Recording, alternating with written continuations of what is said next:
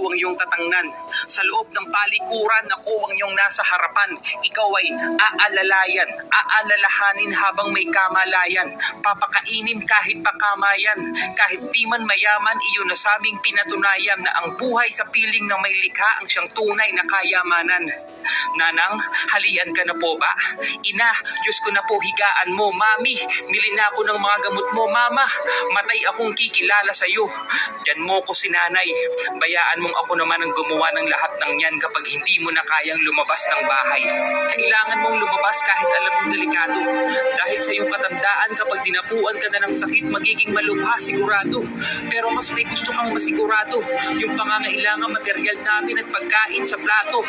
Aming kinabukasan. Di namin alam kung ligtas ka pa nga kinabukasan. Habang kami cellphone ang hawak. Kasi abala kami magpakilala sa iba. Pero ikaw pa, nakikilala pa namin.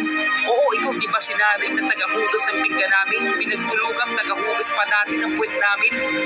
Kasi karamihan kilala ka lang sa iyong tungkulin.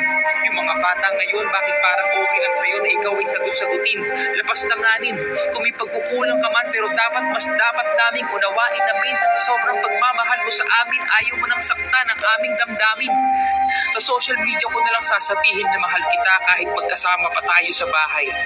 Hamon sa akin tong mga puna ko para mas habang ikaw ay nabubuhay, mas tuturuan ko ang sarili ko na mahalin ka ng tama at tunay. Alam kong hindi lang yamang material ang pinabukasan namin ng kayamanang matatawag. Kundi ang makita mo kami naglilingkod sa Diyos at mayabang namumuhay, yun ang tunay mong ikapapanatag.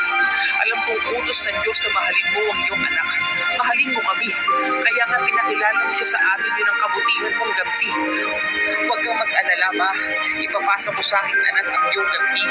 Mamahalin ko rin sila dahil ayaw kong malabag ang nag-utos sa iyo na mahalin mo ang iyong anak. Yun ay kami. Pangako, ma, mahalin din kami ng aming mga anak.